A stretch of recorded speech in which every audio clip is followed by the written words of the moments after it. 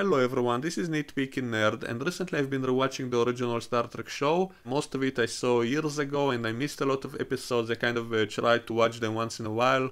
And honestly, I didn't really like this show in the past, simply because I couldn't get into it because of the bad special effects. They looked so terrible that it was simply unwatchable for me, but ever since this show came out on Blu-ray and they remastered and improved a lot of the special effects, I think it became a lot more watchable. And of course, it still has the problem of some terrible looking sets and really silly acting and silly props and even stuff like, the computer voice being super robotic and a lot of silly stuff which is hard to accept, but I am able to watch it and enjoy it by kind of looking at it as a comedy, as an unintentional comedy. And a lot of episodes do have a lot of interesting ideas, and so it's kind of fun to look at it almost like an archaeological find, because I also see a lot of the same ideas, the prototype of a lot of the ideas that came later. And I give this show a lot of respect for being the first one to do a lot of those ideas, and I realized that when it came out it was brilliant. If I was living at that time, I would have loved it probably.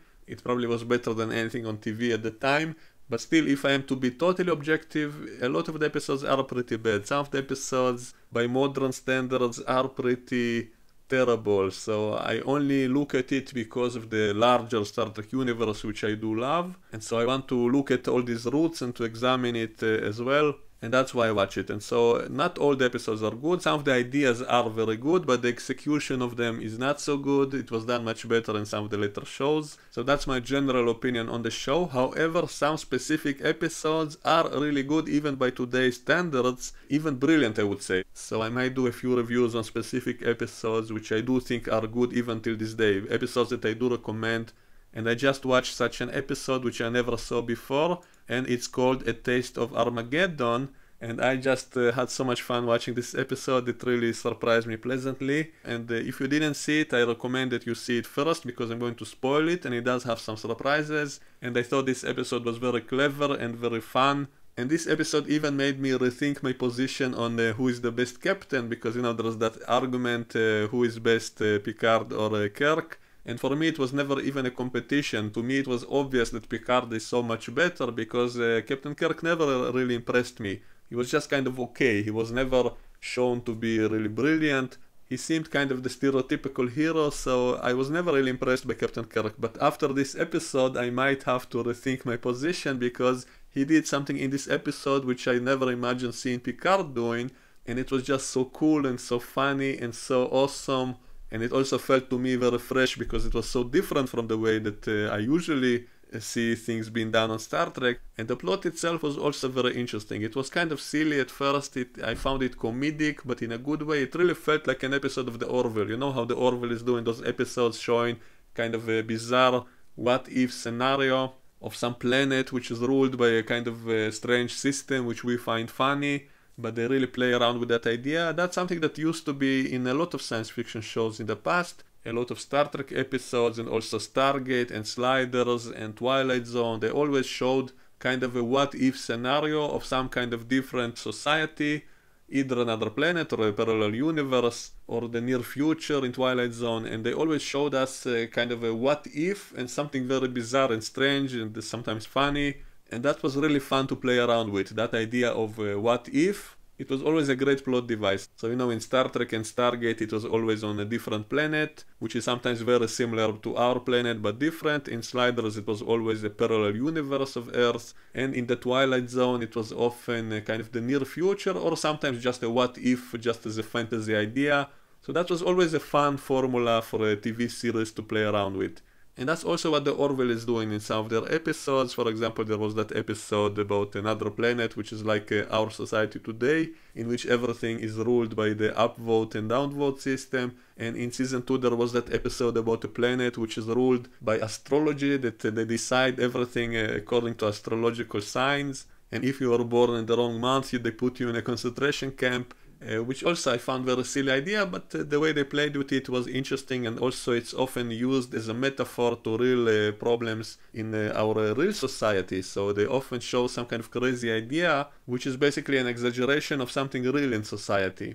And in Star Trek often they played with real ideas that some people might think about. For example, in TNG there was that episode in which everyone commits suicide when they reach a certain age, so that there are no old people on that planet, and this way they are not a burden to the young generation, which is an idea that some people might think about. They might entertain that possibility that maybe that would be in the benefit of humanity. So Star Trek always took those kinds of ideas and played around with them. They exaggerated them and showed what it would be if that idea was implemented on a global scale. And so that was a very interesting kind of way to explore social questions, or political questions, or morality questions, and so it was always very interesting and funny. And so this episode of the original series, A Taste of Armageddon, is that type of episode showing a different civilization which is doing something which seems very bizarre and strange to us. And I'm going to get into spoilers of the episode, and basically Captain Kirk comes to a planet to try to make contact with it. I guess it's a post-warp civilization, since no one ever mentions the Prime Directive in this whole episode, by the way, which was kind of strange but felt also refreshing, because the things that Captain Kirk did in this episode would be considered a violation of the Prime Directive. That's why I said I cannot imagine Picard doing what Captain Kirk did in this episode, because Picard always said that they should never interfere in the internal affairs of another planet, no matter what. Even if they have to die for it, they will not do that. And I sometimes found that very silly. Like, sometimes it made sense whenever they were dealing with a very primitive planet and they didn't want the planet to think that they are gods, then it made sense for them to take extreme measures not to violate the Prime Directive, because that might ruin the whole society, that whole future of that planet. And so sometimes it made sense, other times it was very silly. And also one of my problems with Star Trek TNG is that the Federation was often shown to be very, very pacifistic, that the aliens can do whatever they want and the humans always forgive them. The humans are always the ones who should be understanding those other strange aliens, and the humans are always the ones to try to be diplomatic and to make compromises and not to violate anything on that delicate other society. And sometimes it was kind of annoying, because there was a lot of situations in which you kind of want for them to just stop playing the games. Like, if the aliens are so stupid and behave in a stupid way, and always you are the one who should be apologizing and groveling to them, it felt kind of annoying sometimes. Like, sometimes I would have want the Starfleet officers to behave like Klingons for a change. Like, if I imagine, like, if the Klingons make contact with that planet, how would the Klingons react if you do that to them? So the Klingons would simply react with violence, and yet Starfleet was always very refrained, always trying to find a peaceful solution, which is a good idea. I do love this idea. This is one of the reasons I love Star Trek, because it is very educational. However, in some situations, in some episodes, it was also kind of annoying that they are too pacifistic. Like, if those other people are so stupid and they provoke you in so many ways, and they are not trying to understand you the way that you try to understand them, then it feels very one-sided. It feels kind of annoying, the way Picard was doing things. And so in this episode, Captain Kirk, he did that to a degree, but then he stopped and started behaving more like a Klingon at around the right moment, and I absolutely loved it, because it felt so refreshing. This is the kind of stuff I sometimes want to see, and also it made perfect sense in the end of this episode, and so that's why this is one of the reasons I really like this episode. So let me explain the plot. So Captain Kirk arrived to this planet, trying to establish diplomatic relations with it, and then he's told that this planet is at war with a neighboring planet, and then he's told that there is an attack on this planet right now, and yet Captain Kirk looks around and he doesn't hear anything, and he asks the Enterprise to scan the planet, and they say that there is nothing unusual, and so he doesn't understand how come they say there is an attack on this planet and yet nothing apparently is happening.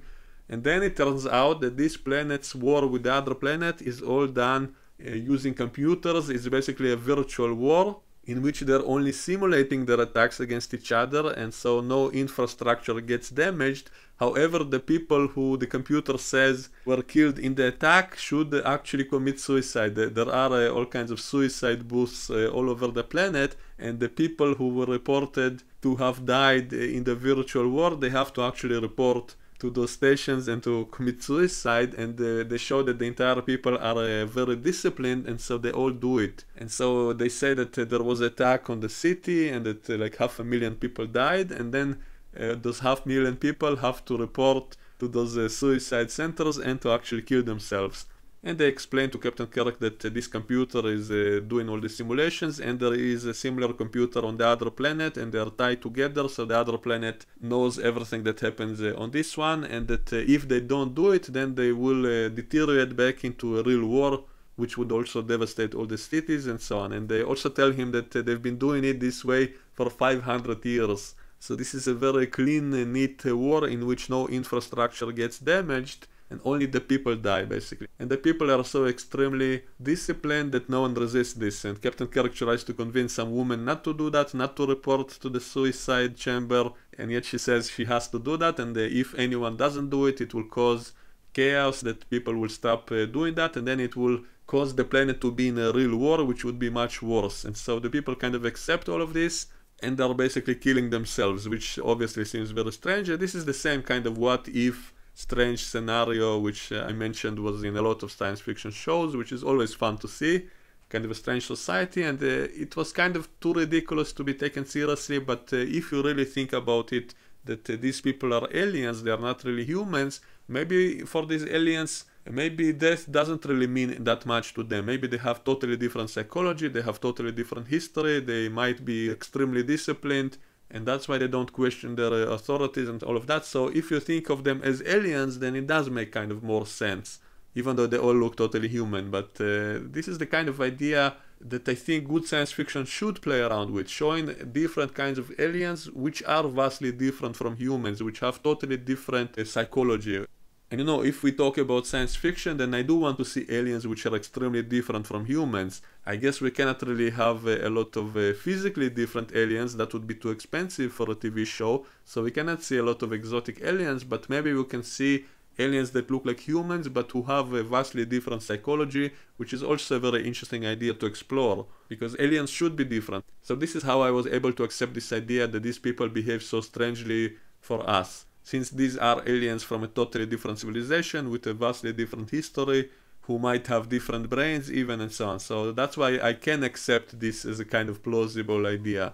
And if not, we can look at it as comedy. So if you cannot accept it seriously, then just look at it as comedy, and I think this episode was just as funny as a lot of the Orville episodes. And so it's still very entertaining. So at the very least, this episode I think was extremely entertaining and funny. So what happens is that Captain Kirk is informed that because the Enterprise was in orbit, the computer registered a hit on the Enterprise as well, and so the Enterprise must also be destroyed, otherwise it would mean their agreement with the other planet is broken, which would cause a real physical war between the two planets, and so the Enterprise also has to be destroyed, basically, to fulfill the obligation to have all the casualties be killed. And of course this causes a conflict with Captain Kirk, because he doesn't want to sacrifice his ship and his crew to satisfy the rules of this strange planet. And this is where I say that Picard was a little bit annoying sometimes, because if Picard was in this kind of situation, he might have seriously considered maybe letting them destroy the Enterprise to preserve their way of life, because this is what the Prime Directive is all about. So Picard would always say that we are sworn to protect the Prime Directive even at the cost of our lives. So I seriously think that if Picard was in this kind of situation, he would have seriously considered letting them destroy the Enterprise. You know, just like he considered letting the Edo planet kill Wesley, because Wesley did something on their planet, and according to their rules they had to execute him. And so he seriously pondered the idea that he should let them kill Wesley. And so this is something that kind of annoyed me with Picard. Like, whenever he came in contact with all these primitive planets and they did something stupid, they did something provocative, and yet he was always understanding, he was always willing almost to sacrifice his life. Not almost, in some episodes he actually was willing to sacrifice his own life just to preserve the status quo of that planet, and it was a little bit annoying sometimes. So here Captain Kirk refuses to even consider this possibility, of course, and so he does try to reason with these people. He tries to explain to them why what they're doing is stupid, and he tries to convince them to at least let him go. He says, okay, you do what you want on your planet, but we are not involved, so let us go. And yet these people refuse. And so this is the part in which I was sitting on the edge of my seat to try to see how Kirk will deal with it, because, you know, Picard would have found some diplomatic way. Picard would have searched their entire legal literature, and he would have found some loophole. He would have found some way to solve the problem without resorting to force. He would have found some way to either convince them or to trick them somehow do it all in a way that doesn't violate the Prime Directive, but which also saves his ship or his crew members and so on. It was really rare for Captain Picard to simply pick up weapons and to defend himself with weapons. It happened a few times, but pretty rarely. And yet here Captain Kirk, after a certain point, after he tried to reason with these people, when he realized that there is no reasoning with them, when he realized he cannot possibly convince them with words, he immediately took up arms and basically became like a terrorist on their own planet, causing havoc on the planet. And that was extremely entertaining and also refreshing, because it's something I always wanted to see, because a lot of times the aliens are very annoying. A lot of times the aliens are the ones who are not willing to listen. Like always it's Picard. Always Picard tries to convince them. Always Picard basically tiptoes all around them. He says, oh, we have to understand them. We have to be diplomatic. We have to reason with them. We have to find some bureaucratic loophole. For example, when he dealt with the Shellyak, he had to tiptoe all around them. And if it was the Klingons in his stead in such a situation, they would just blow the hell out of those aliens. And I'm not saying that's what they should do, but at least make the threat, at least do a show of force, at least imply that you might use some force if they provoke you too far, if they go too far. And so Picard would never do that. And yet that's what Captain Kirk is doing in this episode. So he basically tells them, if you don't let us go, if you don't let my ship go, we will blow the hell out of your planet. So he tells the Enterprise to target all the weapons on the planet. And something funny that I kind of expected in the very end of the episode, that someone would say that it was not a real intention, that it was not a real threat, that Captain Kirk was basically bluffing, that he tried to scare the leaders of that planet into letting them go. And yet until the very end of the episode, no one ever said that it was just a bluff. And that makes it even funnier in a way, because I guess he really meant it. He really was going to destroy an entire planet because of this disagreement. So that does kind of make Kirk look kind of nasty. Like, would he really kill innocent people? So I prefer to think of it as kind of a bluff. I prefer to think it was not a real threat. Maybe it's something they had pre-planned, some kind of directive that Captain Kirk would say that to the bridge crew, and they would make it look to the planet that they're about to do it as a kind of bluff. So I kept expecting someone to say in the very end maybe that it's just a bluff, and yet no one ever said that. But that makes it even funnier in a way. But anyway, that's not a major plot point. What I found funny is the way that Captain Kirk totally started making chaos on the planet. So he basically escaped, took up arms, and started running around and blowing up all those suicide chambers, ruining them all so that those people cannot kill themselves to satisfy their casualty list. And I just found that totally, first of all, hilarious, totally entertaining. And this is really is more like Stargate than Star Trek. I was used to Star Trek always following the Prime Directive, and yet in Stargate they always did the opposite. They always came across with some kind of a society which is either ruled by some dictator or a false god or a very strange and bizarre system which is stupid, which is somehow oppressing the people or harming the people, and they would always cause a revolution. They would always change the things. They would either kill the dictator, they would expose the false god, or they would somehow cause a revolution against that corrupt system and to free the people for the good of the people. So it was a totally opposite attitude to the attitude of Star Trek. So Star Trek had that idea, that philosophy of non-interventionism, and yet Stargate was kind of the opposite. Stargate was like, no, we have to intervene. We have to save those people on that other planet from their oppressive rulers and so on. So this episode of Star Trek felt a lot more like Stargate. And this is an interesting topic to argue about. Maybe I'll do a video just on this in the future, talking about the Prime Directive. Is it good or not? In short, I can tell you that I think it was good in specific situations, but in many others it was not good. So it all depends on the situation. I think it's a bad idea to have a universal rule that you have to follow no matter what. I think it always should be according to the circumstances. You cannot make just a general rule like that to always follow, because you cannot really know what the exact conditions will be. So it shouldn't be a strict rule like that. And in this situation, because his own crew was a danger, they simply want to leave and they don't let them to leave and they want them all to die, then it makes perfect sense for them to act in self-defense. And in this case he's doing that in self-defense, but also in a way that will probably benefit the planet. Even though that is left to the imagination, we don't really know what happened next, which is part of the fun of this episode. So anyway, Kirk tries to put pressure on them by behaving kind of like a terrorist, running around, but he doesn't kill people, instead he saves people. The people themselves, they want to sacrifice themselves to satisfy this crazy system, to satisfy the casualty list of the computer, and Captain Kirk is preventing them from doing that, and he runs around and destroys all the suicide chambers so that they cannot do that. And he says, I'll keep doing that, and I'll ruin your whole system. And in the very end of the episode, he reaches that main computer and destroys it as well. So he ruins that whole system of the planet, its ability to wage this virtual war. And so I just found that hilarious. I was just laughing. I kind of predicted that's what will happen, but it was still so satisfactory to see him do that. So he's basically liberating that planet from this oppressive system. So I found it all extremely entertaining, but also in the back of my mind I kept thinking about the Prime Directive, like because of what he's doing, he might cause much more severe consequences. Because he disturbs this balance of these two planets, they might deteriorate to an actual war because of that, which will be even worse. And so in the back of my mind I kept thinking, is it really the right thing to do? Like, Picard wouldn't be doing this. But in the very end he makes this speech to that leader, which is absolutely brilliant. This is one of my favorite pieces of dialogue.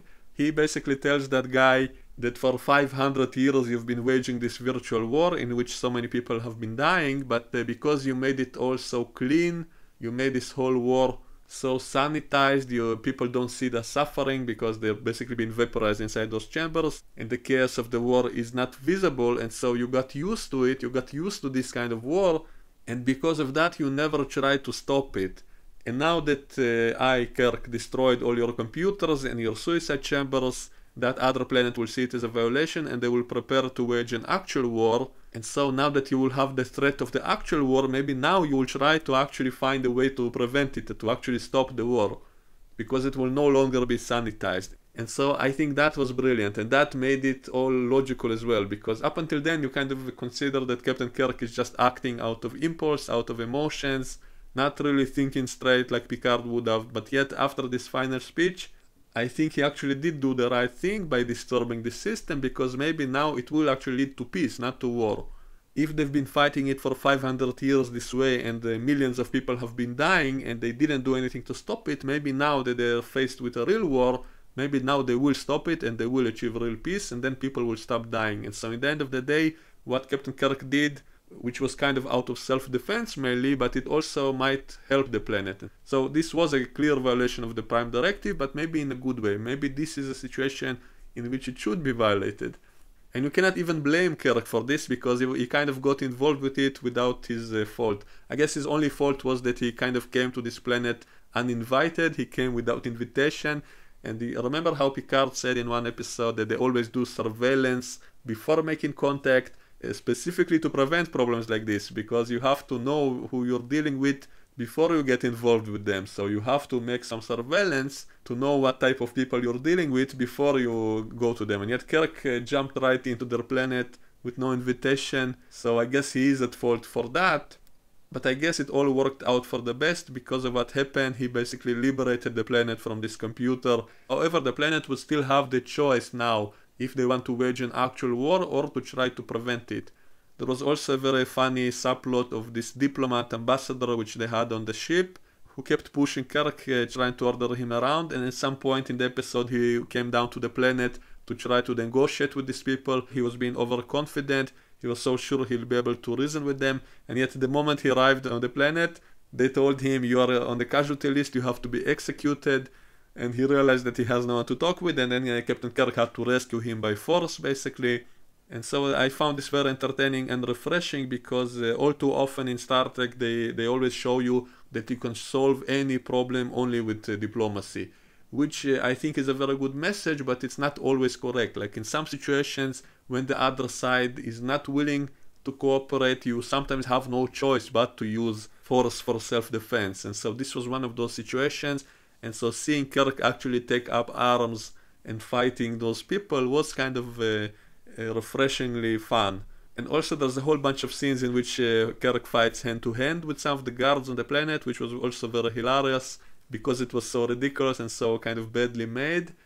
But fun. I found it unintentional comedy. For example, there was a scene in which Captain Kirk was captured and they put him in a room and there are a few guards on him, and yet he's able to overpower all of them pretty easily. So that was very funny in a comedic way, which is one of the charming things in this show. Whenever they show you something like this, which is kind of ridiculous but in a fun way, that you find it unintentional comedy, I find it very fun.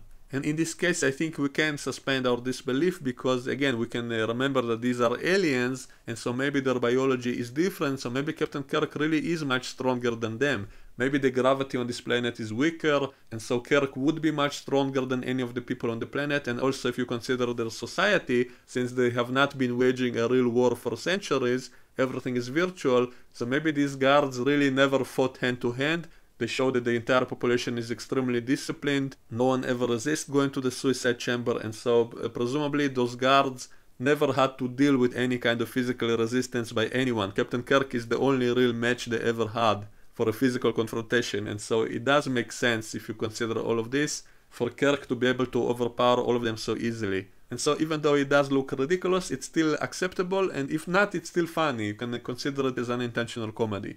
And I just love that Captain Kirk is such a badass in this episode. And what really sealed the deal for me was that final speech he gave them, because they basically blamed him. They told him, because of you there will now be a real war, because you sabotaged our computer and all of that. And then Kirk says, well, you had this war for 500 years, and because it was so sanitized, so clean, you never tried to stop it. And yet now that it will become a real war, maybe now you will try to stop the war from happening. And so I really like this piece of dialogue, and it also kind of justifies his actions. And also we never see the final conclusion, like the Enterprise leaves the planet, but we don't really know what ended up happening. Did those planets actually fight in a real war, or did they achieve a peaceful solution? They left the diplomat they brought with them on that planet to try to achieve peace between the two planets. So we can imagine that they did achieve the peace, but maybe not. Maybe it did cause a real giant war. And so in a way Captain Kirk might be responsible maybe for destroying all those planets completely. So maybe that's one of the reasons the Prime Directive became much harsher later by the time of Picard, because Picard said in one episode that no matter the good intentions you had, if you intervened on other planets, you might have caused much bigger disaster than you intended. And so who knows, maybe what Captain Kirk did really did cause much worse results than what he imagined to happen.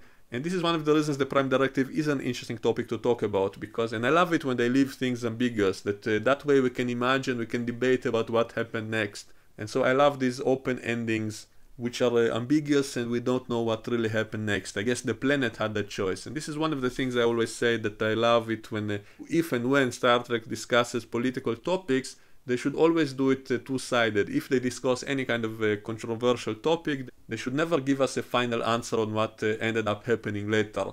They should always leave it up for discussion, up for debate. And so in this case, we can debate if Kirk's action in destroying that computer were justified or not, and will those people actually solve their conflict now, or will it cause an even bigger conflict with the neighboring planet? So we will never know for sure.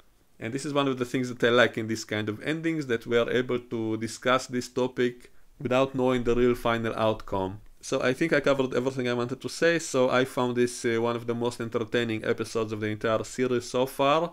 It felt very comedic, kind of like the Orville. By the way, it did feel a lot like that recent episode in season 2 of the Orville, in which they encountered the planet which is ruled by astrology, and they made first contact with it. And then a few of their crew members get arrested because they had the wrong astrological sign, and they are put in a concentration camp. And then Captain Mercer is behaving more like Picard, like he refuses to use any kind of force, and is only trying to solve the problem diplomatically, until the very end, in which he finds a technical way to solve it, using science, I guess, which also is the Star Trek kind of way to solve problems. So he never uses force to try to rescue his own people.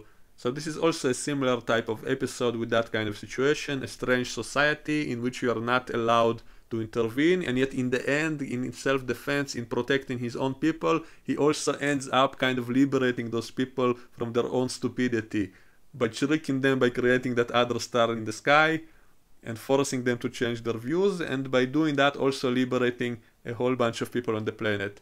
And by the way, I have a funny idea for maybe how it should have ended more comedically, but then it would have ruined the message of that episode. The whole message was kind of a metaphor to racism and all of that, so it was a very good message against oppressing other people for small tiny differences which are insignificant and silly.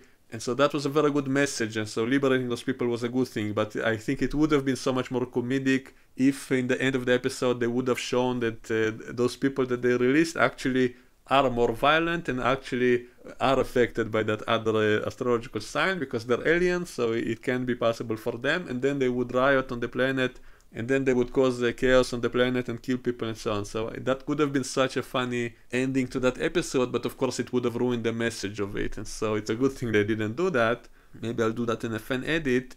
So anyway, that episode of the Orville was also in that same kind of style as this TOS episode, about a strange what-if society and some moral dilemma and some kind of conflict, by the end of which Captain Kirk kind of liberates that planet from some sort of stupidity, but it might cause bad repercussions later, but we'll never know because it's an open-ended story.